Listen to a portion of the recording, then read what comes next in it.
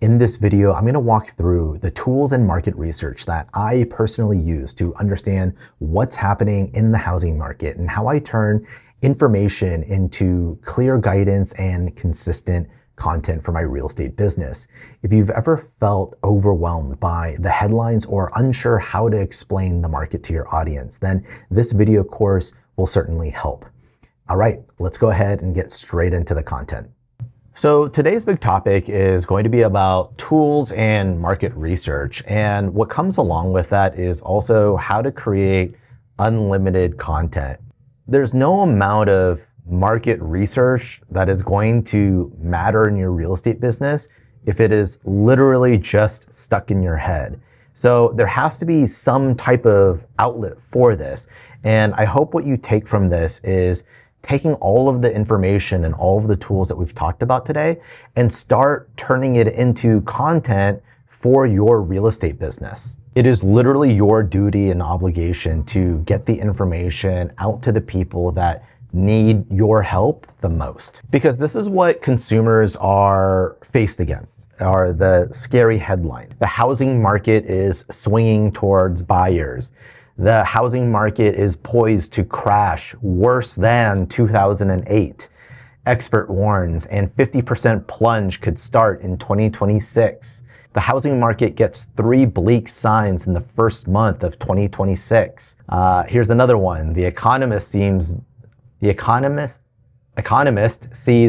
doom in 2026 for stocks, real estate, expects ignorant Trump to trigger disaster, protect your money. Sorry, the slide screen that I'm looking at is like really small font, so I was having trouble reading that. And so when consumers are faced with that kind of headline, which by the way, I do also want to make the point that no matter what the market is doing, whether the economy is going up, down, or sideways, or no matter what is happening with interest rates, there is always going to be people that need to buy and sell a house. So it's really up to you to be the voice of reason and cut through all of the noise.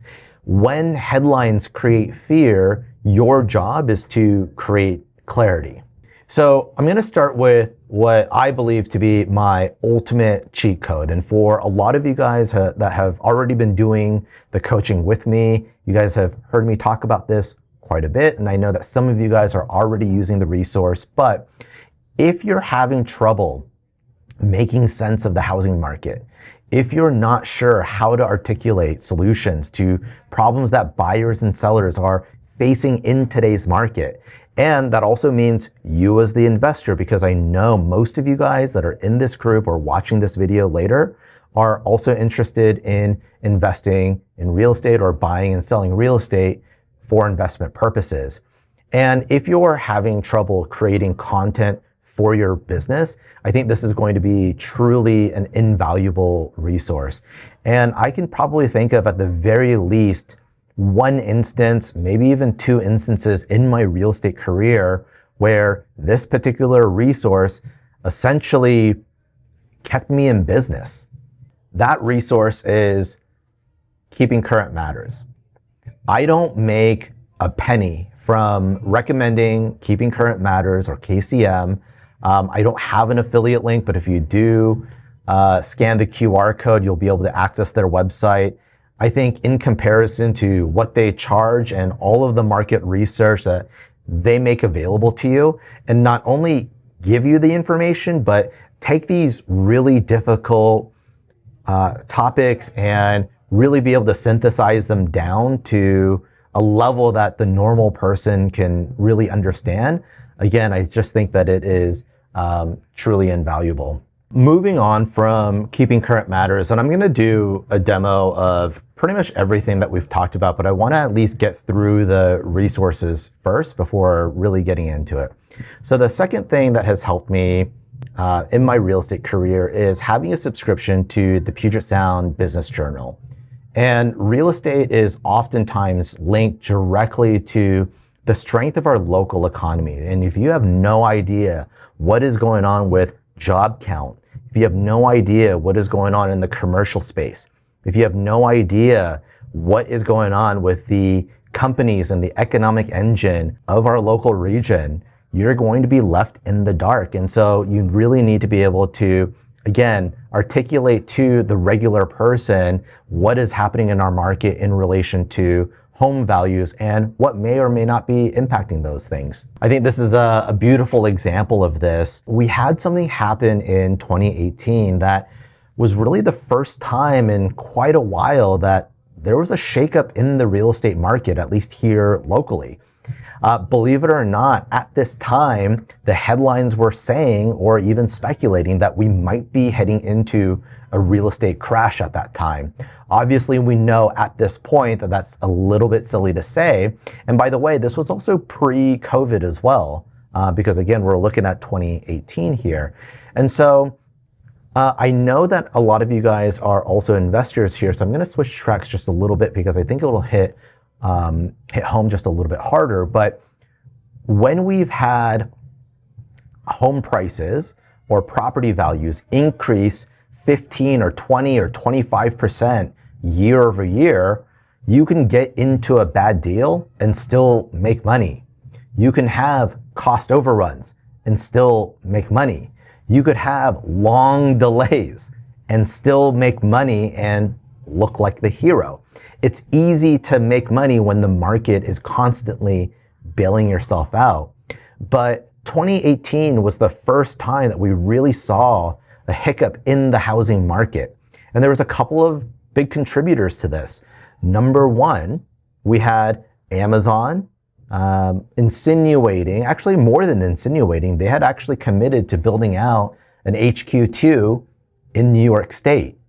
That actually rocked the local region here pretty hard. In addition to that, we had interest rates going up, not quite as aggressively as they did over the last maybe few years, I guess most notably in 2022, but interest rates were higher than we were generally used to. And then the last thing is we saw a pretty significant decline in Chinese investors in our market. So to kind of summarize some of these things, again, HQ2, less capital flowing in from overseas investors. We saw that China in particular were really tightening up on their capital leaving their country. And then again, rising interest rates that topped out at just under 5% for a 30-year mortgage. It's funny kind of looking back right now, I think a lot of us would wish for a sub 5% interest at this point. And so it's just funny how, again, the perspective certainly changes, right? Another research, another resource that I like to look at is, and you could find this on either Freddie Mac or Fannie Mae, but I like to look at the historical charts and oftentimes overlay them to what is happening in the market. So if you kind of look at this graph, you may be able to overlay that with maybe a previous graph like this to kind of get a clear picture of what might be happening or how interest rates may be impacting the market. I don't know if you can see my mouse cursor here, but we can probably see something very similar happening over here, which was at the tail end of 2022. Remember, we had in 2022 mortgage rates double in a single calendar year, and that's something that I don't think have ever seen before.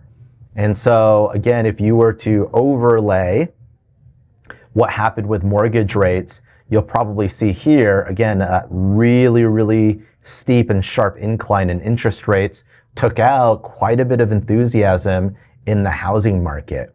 Now, I'm sorry, I know I keep jumping back at slides here, but even despite that, home prices have quietly risen over the last 3 years. And so we're not necessarily in that down market that, some of the headlines may be propagating out there. So again, it's really up to us to be the knowledgeable expert, to be able to cut through that noise and help people to make informed decisions at a seemingly scary time for some people. There's already quite a bit of pressure, a lot of fear and anxiety around buying a house, and then compounding that with some of the negative headlines. If you need to buy a house or sell a house, you just need to do it.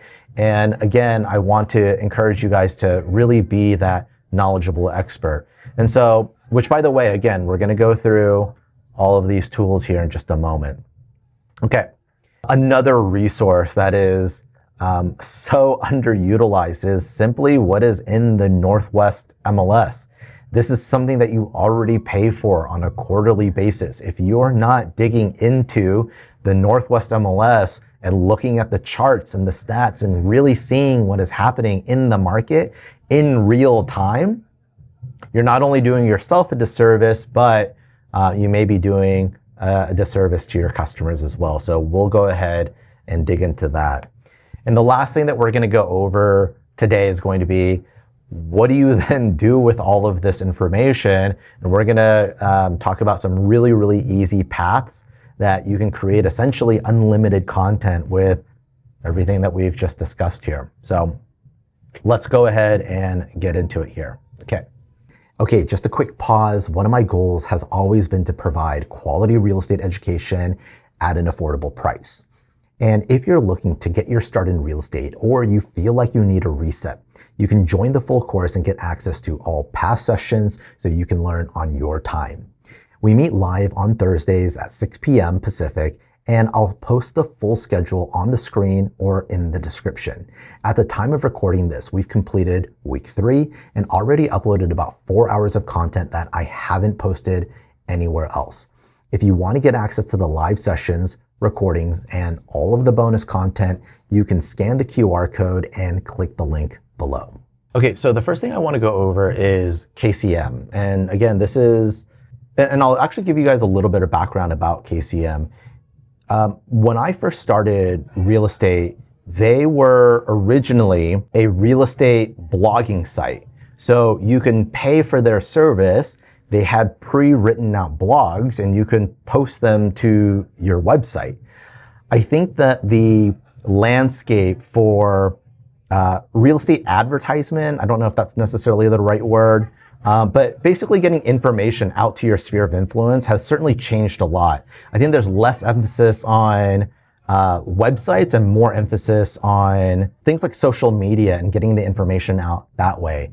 You know, they still do the blog stuff, but they have more like social media oriented stuff that you could actually just take and, you know, post to your social sites. Now, I'll admit, and KCM I don't think is going to deny this either. If you took this and posted it directly, it's better than nothing. But what is going to be better is taking what is in KCM and turning it into your own original content. That is going to be infinitely better, and the impressions and the clicks that you're going to get are just going to be way better, okay? I would probably say when I needed KCM the most was during COVID, when everyone was running away from the market. And I know right now, looking back at it, that might sound a little silly because we had a huge explosion of home prices during that time.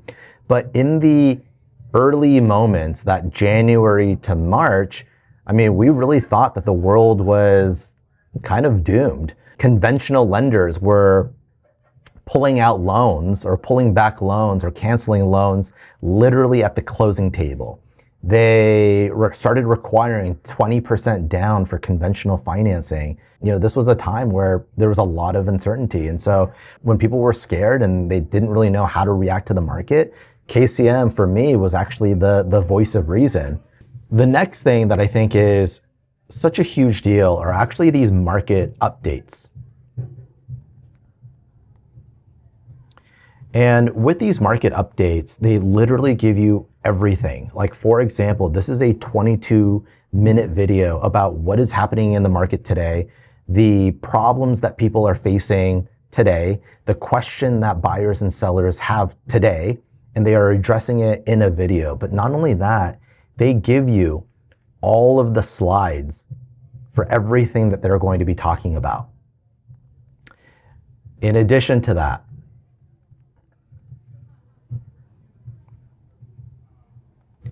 they give you the script as well.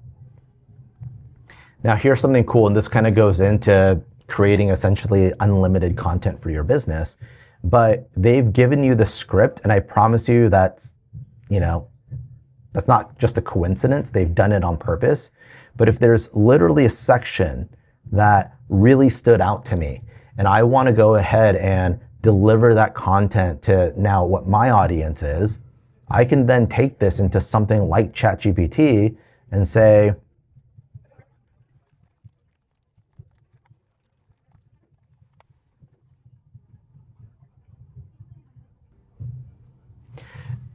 and in like 10 seconds, I've basically have created a script that I can then use, for my social media platforms. There is almost nothing that I'm saying either in my videos or in my social posts that is 100% original. I've just taken it from somebody else, repackaged it, and given it to my audience. Okay, so I hope that takes a little bit of pressure off of yourselves. You don't have to come up with new ideas or new things to say. Literally just go take it from somewhere else. And what's great about KCM is that they encourage you to do this. This is what they want you to do, and this is why you're paying for that information. They give you all of the slides and all of the graphics as well. So if you want to look at the PowerPoint instead and you want to download that, you can do that. They do have some local stuff here as well. I don't think that the local stuff is going to be as important in my opinion. I think that you're going to get probably better and more accurate information by overlaying what KCM is saying kind of like as a broad view or broad stroke, and then going into the Northwest MLS and making some comparisons of your own. Something to keep in mind that a lot of the stuff that's happening in those market reports are going to be national statistics oftentimes, although they do break it down by region sometimes. But they're really answering that kind of like overarching question about what is happening in the market. And so I always encourage you to take the information that is in KCM, then overlay it with whatever you're seeing or finding in your local market. So the next thing that I'm always looking at is the Puget Sound Business Journal. Now, I'm not necessarily going in and reading every single headline, but there's a few things that I'm always paying attention to. Number one, I'm just paying attention to like what is happening literally in the business space. So what is going on with Amazon, who's pretty much the major economic engine in our area? Well, Amazon just cut 16,000 jobs. Is that going to make a difference in our local economy? Maybe. What is happening with unions and Starbucks? What is happening from a policy standpoint in terms of taxing businesses? I want to know about all of those things, or at least have some idea about what is happening in that space. And is there going to be some type of long-term or even short-term repercussions on real estate? I want to be in the know there. If we want to dig a little bit deeper into real estate specifically though, there is a section for residential real estate. And again, I'm not necessarily looking at every single article that's being posted here, but I am at least looking through, I am at least looking at the headlines and digging deeper if I need to. There's also a commercial real estate section here as well. A membership to Puget Sound Business Journal is relatively cheap. I think it's like $10 a month or something. And so again, just one more way for you guys to just stay informed. If you don't want to pay for a subscription, there is a little bit of a cheater way of kind of getting access to it. On their Facebook page, they do post pretty much every article. And so you'll at the very least see what the headline is. Obviously, if you want to see the actual article, you've got to click and pay into it. But at the very least, you'll see like the headlines that are flashing. And that's kind of like a cheater way of just seeing like what's being posted there. Freddie Mac. And I just Google this. I just Google like Freddie Mac, Fannie Mae, historical mortgage rates. And I don't spend a whole lot of time on this, but occasionally I do like to go back in here and just look at historical mortgage rates. I mean, we can see here that in 1981, interest rates topped out at almost over 18%. So again, it's just funny how things kind of change in relative to the time that we're in. And so I don't know, like, should we really be crying about 6% interest rates when, again, in 1981, they topped out at, beyond 18%. And it makes sense why, so many people that I interface with today, they're already open and knowledgeable about seller financing because there's a really good chance that they bought their first property with some type of seller financing. I know this is a little bit of a tangent, but I actually once spoke with a seller that bought their house, I believe it was in the 90s, and they bought it new construction at the time, and they told me that the developer couldn't move any of the inventory, and so they bought their property on a lease option, rent to own, directly from the developer because that was the only way that they can get rid of their inventory. And we can see during that time, I think there was just other stuff happening during that time as well, but we could see kind of in the early 90s, interest rates topped out just a little bit past 9%. Okay, and then the last thing is the Northwest MLS. There's, again, a ton of information here, probably more than you really even realized was here. But there's a little tab here that just says Stats and News. We have information on current statistics.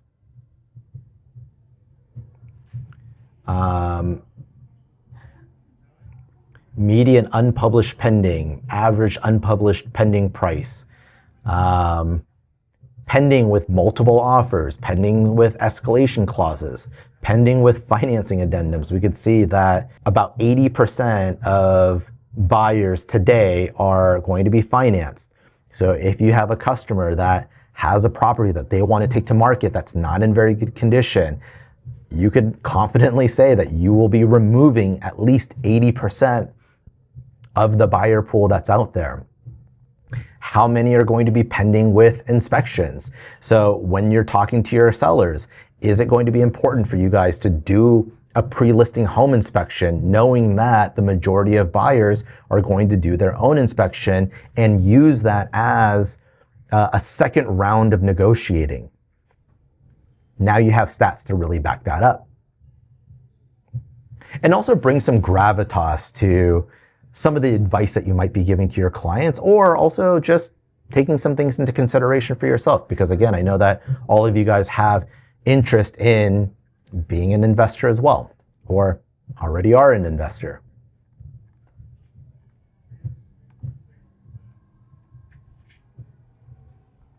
Annual statistics. Let's see here, statistic archive. You even get key box activity here. So we could see that after the new year, well, guess what? Showings have started to tick up.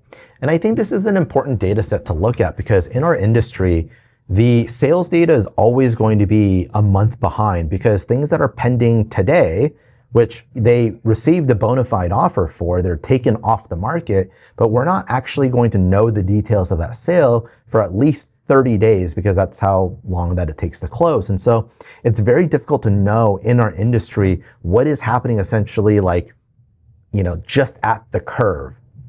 But if you're talking to people who are doing real estate transactions on a regular basis, I mean, obviously they're going to be in the know. So it's important to get on these calls and talk to people who are doing business on a normal basis. But again, you can go in here and also look at the showing time activity. I think it's pretty promising, but also expected that yes, after the new year, there is going to be some excitement around the housing market. And this essentially confirms that. We get market snapshots, real estate news, safety alerts, if that's important to you.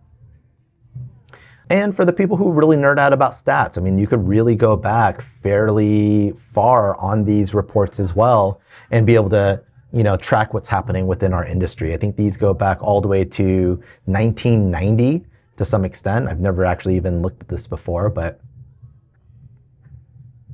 I'm just curious now.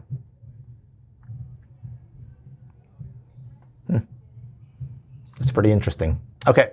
Another place that I spend a good amount of time that I think is a little bit more practical is going to be InfoSparks. This is something that is relatively new, but I think it's a pretty good tool. Let's focus in on, let's say, King County, for example.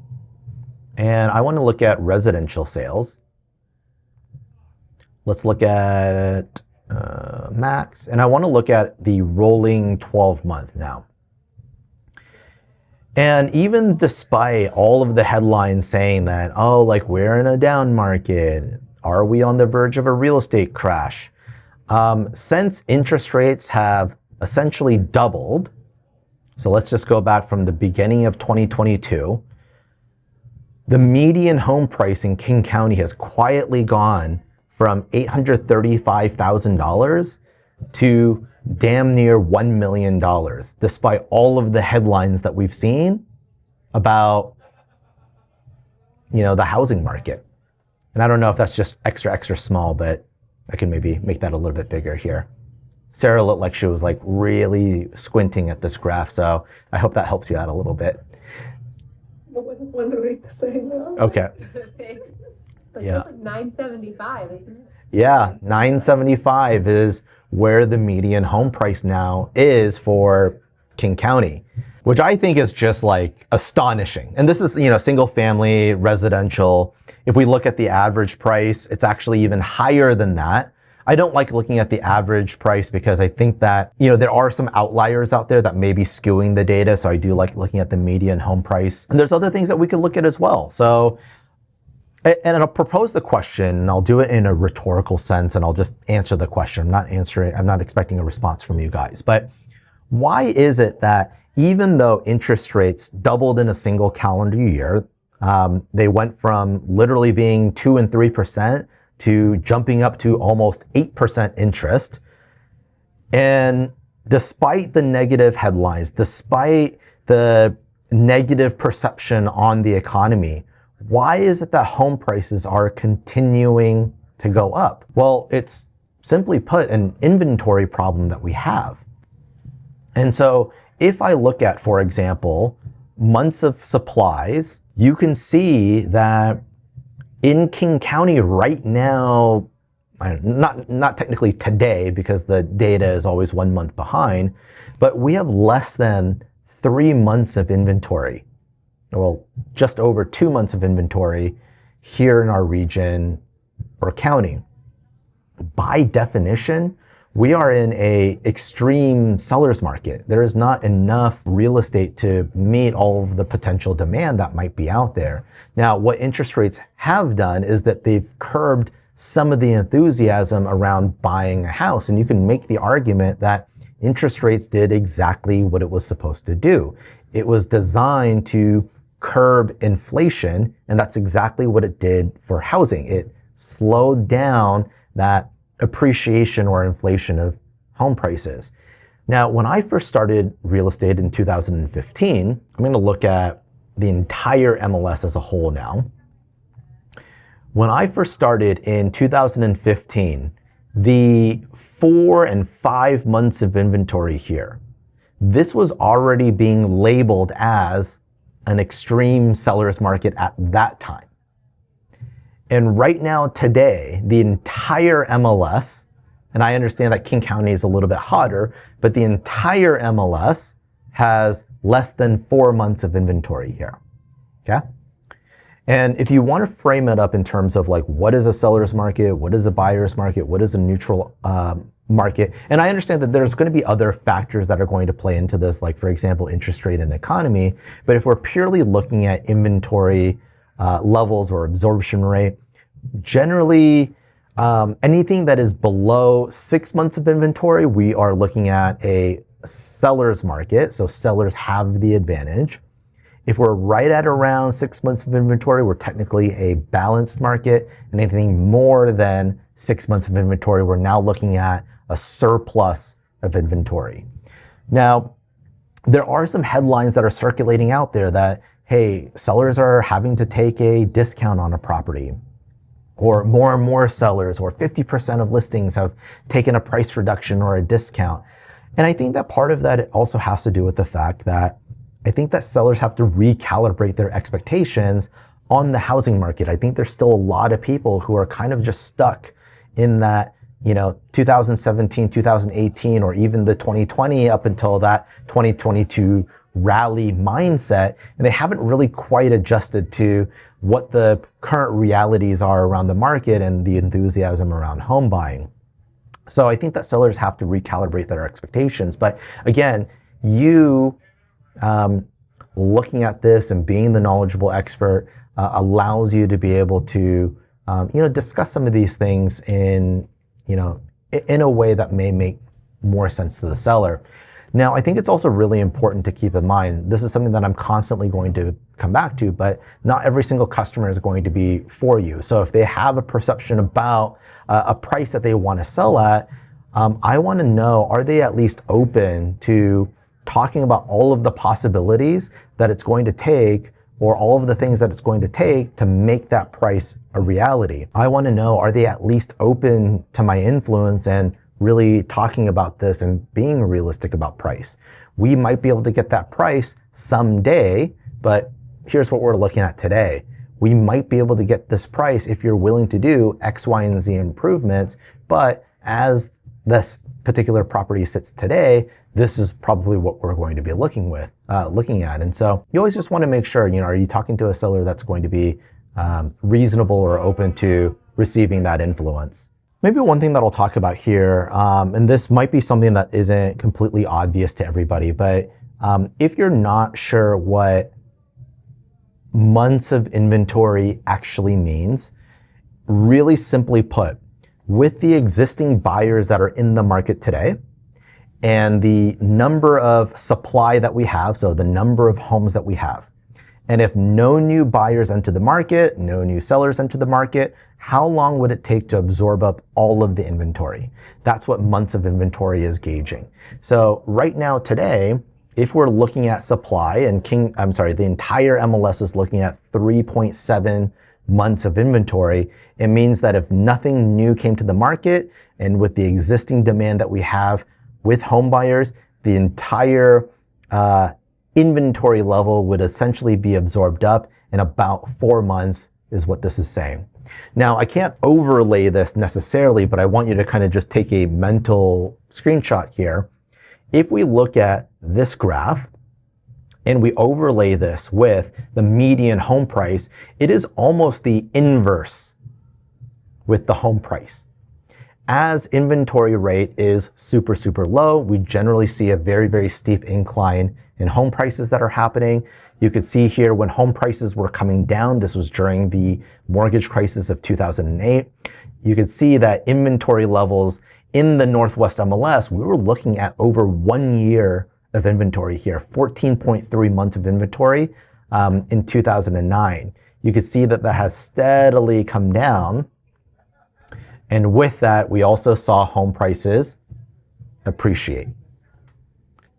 And then when inventory levels were at its lowest here in 2022, you could see, we just saw a huge, huge spike in home prices that happened here, okay?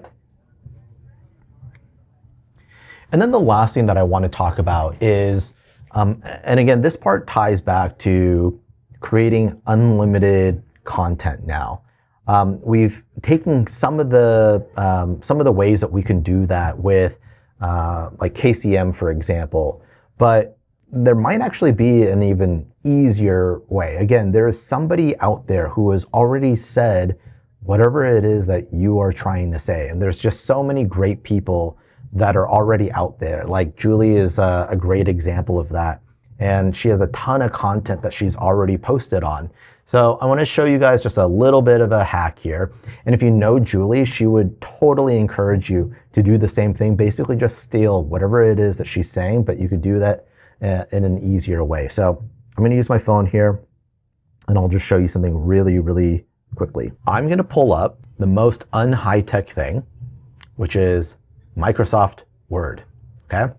I'm going to go find a video that I think I like that Julie posted. Did you know you might be able to reduce your monthly mortgage payment without refinancing? Now, if you have a conventional loan and you're paying private mortgage insurance, aka PMI, here's the good news. PMI is not permanent. Once you've built enough equity, it can be removed and you get to keep your current interest rate. Here's how to check if you're eligible. Number 1, take your loan balance and divide it by your home's current value. Number 2, if the result is below 0.80 or 80%, you're ready to move forward. Call the customer service number on your mortgage statement and request to have your PMI removed. That's it. It's a simple way to save money every month without the hassle of refinancing. Can you guys guess what I'm about to do with this script now?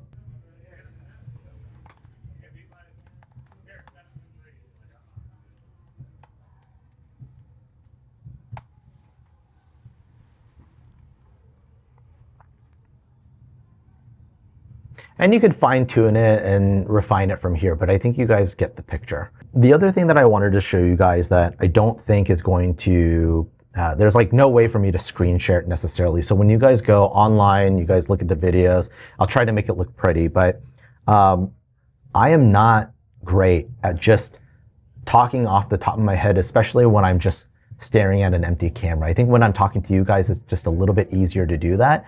But believe it or not, when I'm doing my videos, it's actually very difficult and I need some help. In fact, right now, I'm actually looking through a teleprompter that's assisting me.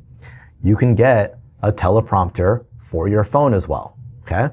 I'm using the Teleprompter app. I'll give you the link for the same one that I'm using. You don't need to get fancy with this stuff. Just get the content out there to the people that it's going to matter the most to, okay?